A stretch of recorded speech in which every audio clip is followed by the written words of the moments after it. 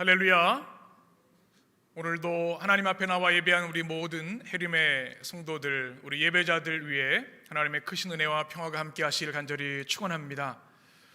오늘 이렇게 예배를 통하여 한 해를 마무리하고 또 예배 안에서 새해를 맞이하는 우리 성도들 하나님이 기억하시고 놀라운 은혜와 평화로 축복해 주실 줄 믿습니다. 올해는 참 특별한 일들이 많이 있었습니다. 코로나19로 인해서 오늘 이 시간도 우리 성도들이 성전에 나와 예배드리지 못하는 안타까움이 있습니다. 예년 같으면 성전에 가득 차서 송경신 예배의 은혜를 기뻐하며 함께 예배 드렸었는데요, 오늘은 각 가정에서 영상으로 온라인으로 예배 드리고 있습니다. 그러나 우리가 이렇게 영상을 통해서 또 시간과 공간을 초월하 역사하신 하나님의 은혜가 우리 예배 가운데 임재하셔서 예배하는 곳곳에 하나님의 은혜와 축복을 내려주실 줄 믿습니다. 올해만큼 어려운 때가 없는 것 같습니다. 많은 재난도 있고 코로나19 팬데믹으로 인해서 모든 것이 얼어붙어 버렸습니다.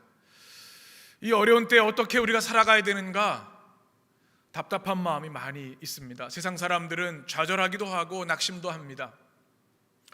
때로 두려운 마음에 사로잡히기도 하고요, 또 새해가 되면서 점괘에 의지하기도 합니다.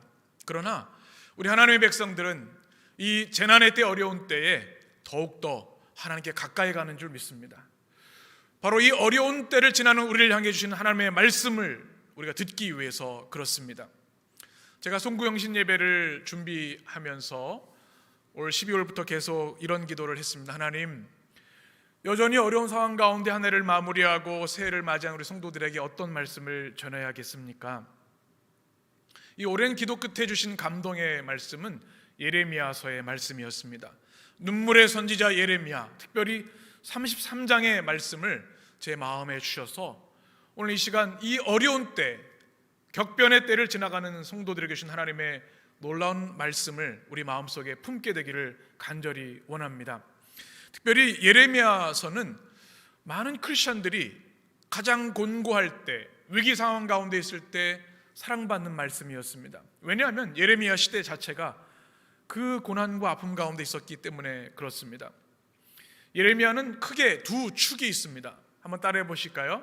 하나님의 무서운 심판, 하나님의 무한한 사랑. 그것이 예레미야서의 두 축입니다. 이스라엘 역사상 가장 무서운 심판을 받을 때가 예레미야 때였습니다. 주전 587년 바벨론 침공으로 인해서 유다가 완전히 멸망하게 됩니다. 이것은 하나님의 심판이었습니다.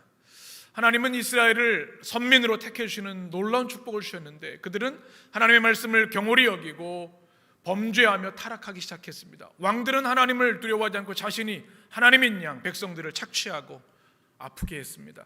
제사장들은 예배에 관심이 없고 명예와 부에 관심을 가져서 예배가 텅 비어버렸습니다. 백성들은 우상을 만들어 섬기기 시작했습니다. 심지어는 인신제사, 그 당시 고대근동에 있었던 하나님의 가장 싫어하시는 사람을 제사로 드리는 인신제사까지 하고 있는 겁니다. 하나님이 더 이상 수많은 경고를 했음에도 불구하고 돌아오지 않은 그들을 심판하실 수밖에 없었습니다.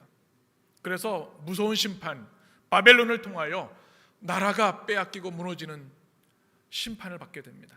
백성들이 초래한 일이죠. 그런데 또 하나 축은 뭔가 하면 그럼에도 불구하고 하나님의 무한하신 사랑이 그 백성들을 품어주시고 다시 회복시켜 주시는 말씀입니다. 저는 이 예레미야서 전체를 읽고 묵상하면서 이 말씀이구나. 지금 우리가 재난의 때를 지날 때, 격변의 시대를 지날 때 도대체 어떻게 하고 앞을 예측할 수 없는 이 고난의 시대에 하나님, 우리에게 주시는 주님의 음성을 듣게 하여 주옵소서. 특별히 예레미야서 30장에서 33장까지의 말씀은 위로의 책이라는 별명을 가지고 있습니다. 하나님의 위로의 놀라운 절정과 축복이 가득 담겨 있기 때문에 그렇습니다. 오늘 한 해를 마무리하며 우리 계신 이 예배를 통하여 하나님의 이 놀라운 위로가 여러분의 심령에 임하게 되기를 간절히 축복합니다. 이 우리 계신 약속의 말씀 첫 번째, 한번 자막을 보며 따라해 보겠습니다. 반드시 치료하리라. 하나님이 고난받고 위기 가운데 있는 백성들이 주신 약속의 첫 번째 말씀은 내가 반드시 치료해 줄 것이다 라는 것입니다. 여러분, 아픔을 경험해 보셨죠? 우린 때로 몸이 깨어지는 것 같은 고통을 당할 때가 있고요, 마음을 이리저리 주체할 수 없는 고통에 빠질 때가 있습니다. 관계의 어려움도 있고 눈에 보이는 고통과 눈에 보이지 않는 상처들이 올 한 해도 여러분에게 많이 있었을 겁니다. 이스라엘 백성은 더 했습니다. 나라를 빼앗겼기 때문이죠. 노예 포로에게는 아무 주장이 없습니다. 그들의 삶은 짐승같이 취급되어졌고 눈 뜨면 눈 감을 때까지 고된 고역에 시달리고 채찍에 맞아야 했습니다. 이스라엘 백성의 그 고통이 거기 있었습니다. 말할 수 없는 상처가 있었죠. 그런데 주님이 그들을 향해서 주시는 약속의 말씀이 뭔가 하면 내가 반드시 고치리라. 이 말씀이 여러분에게도 들려지게 되길 간절히 축복합니다. 오늘 말씀 6절의 말씀 같이 읽겠습니다. 그러나 보라, 내가 이 성읍을 치료하며 고쳐 낫게 하고 평안과 진실이 풍성함을 그들에게 나타낼 것이며. 아멘. 우리가 아팠다가 회복될 때 그 기쁨을 우리는 알고 있습니다. 오늘 성경에 보니까 주님께서 이 말할 수 없는 고통 가운데 백성들을 고치시는데 어떻게 해요? 병을 고치고 낫게 하시겠다. 두 단어를 반복하고 계십니다. 라파, 자막을 보시면 바로 여호와 라파라는 말로 말이에요. 하나님이 그 모든 상처를 치료하신다. 고쳐 낫게 한다. 아루카, 치료해서 강건하게 하신다. 하나님께서 쓰러져 깨어져 아파하는 백성들을 이중으로 완전하게 치료하신다는 말씀입니다. 올 한 해 여러분에게 어떤 상처와 아픔이 있으셨습니까? 오늘 이 시간, 말씀을 듣는 이 시간, 예배드리는 이 시간, 성령께서 여러분의 모든 상처를 여호와 앞에 하나님께서 치유해 주시길 간절히 축복합니다. 이뿐만 아니라 오늘 말씀을 보게 되면 또 놀라운 축복 두 가지를 주시죠. 무엇입니까? 평안과 진실입니다. 평안은 우리가 알고 있는 샬롬입니다. 하나님과의 관계에서 오는 가장 완벽한 평화. 진실은 하나님 안에 깨끗함과 정직함으로 서서 가장 최고의 은혜를 누리는 에메트입니다. 올 한 해를 마무리할 때 하나님께서 여러분을 치유해 주실 뿐만 아니라 하나님의 평화와 진실이 여러분 가운데 임하게 되기를 간절히 축복합니다. 또 한 가지 우리 계시는 축복이 있습니다. 약속의 말씀 자막을 보며 우리 함께 따라하겠습니다. 반드시 돌아오게 하리라. 7절 말씀 같이 읽습니다. 내가 유다의 포로와 이스라엘의 포로를 돌아오게 하여 그들을 처음과 같이 세울 것이며. 아멘. 포로 생활의 절망은 경험하지 않은 사람은 모를 것입니다. 가장 큰 절망은 뭔가 하면 이제 내가 내 고향 땅에 돌아갈 수 없다는 절망감입니다. 여러분 하와이 아시죠? 가장 여행 가고 싶은 곳 중에 하나가 하와이인데 거기는 아픈 역사가 있습니다. 우리 한국 이민 역사의 첫 출발이 하와이였는데요. 사진을 보시면 사탕수수 1903년에 화물선을 타고 갔던 이민자들이 사탕수수를 하루 종일 하며 상처 입고 깨지는, 그리고 이제 다시는 그 조국에 돌아갈 수 없다고 하는 절망을 경험했습니다. 멕시코의 애니게는 아시죠? 예전에 영화도 있었는데요. 이 선인장류의 이 날카로운 식물을 죽을 때까지 손질하며 살았던 우리 이민자들이 있습니다. 그들의 절망은 뭔가 하면 가난하고 배고픈 것이 아니라 다시는 조국 땅에 돌아갈 수 없다고 하는 절망이었습니다. 지금 이스라엘 백성이 그런 겁니다. 바벨론 포로, 그 당시 최고 강국의 포로가 되어져서 앞이 보이지 않습니다. 나중에 소망이 있다면 그래도 용기를 낼 수 있겠는데 다시는 고향에 돌아갈 수 없는 절망, 꿈조차 꿀 수 없는 그때 주님께서 뭐라고 말씀하십니까? 너희를 반드시 다시 돌아가게 하리라. 사랑하는 성도 여러분, 우리에게는 돌이킬 수 없을 것 같은 절망의 순간들이 있습니다. 이제 끝났어. 그러나 주님은 그렇지 않으십니다. 내가 다시 돌아가게 하리라. 회복시키리라. 모든 속박과 절망으로부터 자유케 하리라. 주님이 말씀하시는 줄 믿습니다. 또 오늘 말씀 보게 되면 뭐라고 말씀하시냐면 처음처럼 세울 것이다. 하나님의 심판을 받기 이전의 모습으로 돌아가게 하신다는 것이고요, 처음 사랑, 처음 축복을 다시 회복시켜 주신다는 말씀입니다.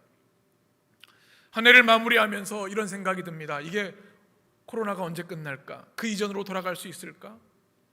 또 우리 삶의 여러 가지 어려움 때문에 이제 모든 게 다 끝난 것 같아, 그런 절망감이 들 때도 있습니다. 그러나 주님은 내가 다시 회복시킬 것이다, 내가 다시 일어나게 할 것이다, 이 약속의 말씀이 여러분에게 아멘과 또 응답이 되실 간절히 축원합니다. 2021년을 이제 우리가 곧 맞이합니다. 우리 교회 비전이 무엇이죠? 우리 자막을 보고 한번 같이 읽겠습니다.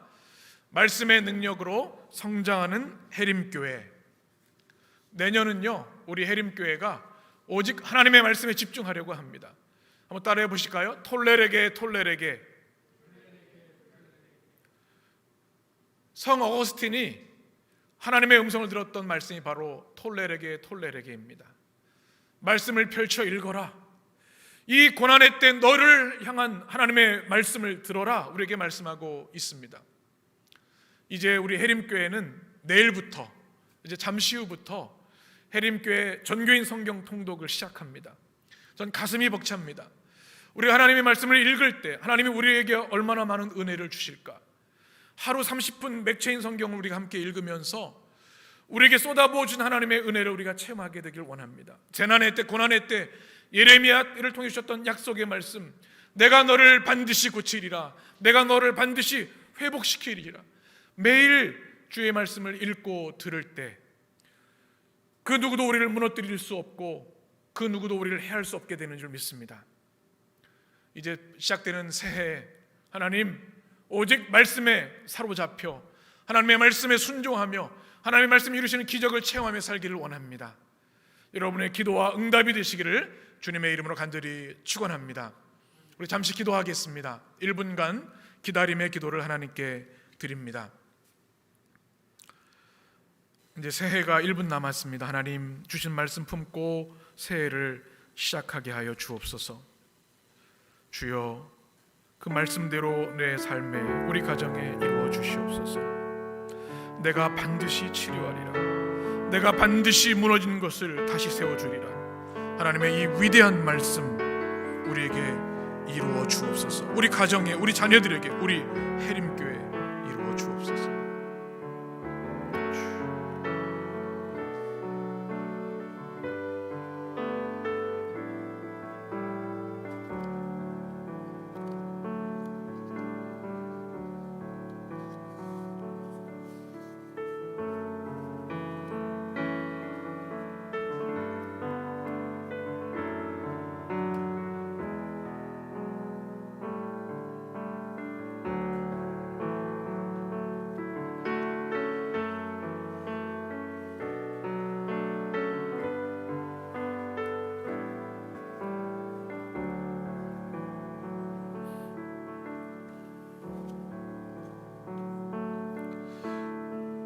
살아계신 하나님, 우리에게 주신 이 말씀을 붙들고 한 해도 승리하기를 원합니다. 내가 반드시 치료하리라, 내가 반드시 돌아오게 하리라. 이 약속의 말씀 붙들고 승리하게 하시고 하나님의 축복으로 다시 새 힘과 용기를 얻게 하여 주옵소서. 우리 주님 예수 그리스도 이름으로 기도합니다. 아멘.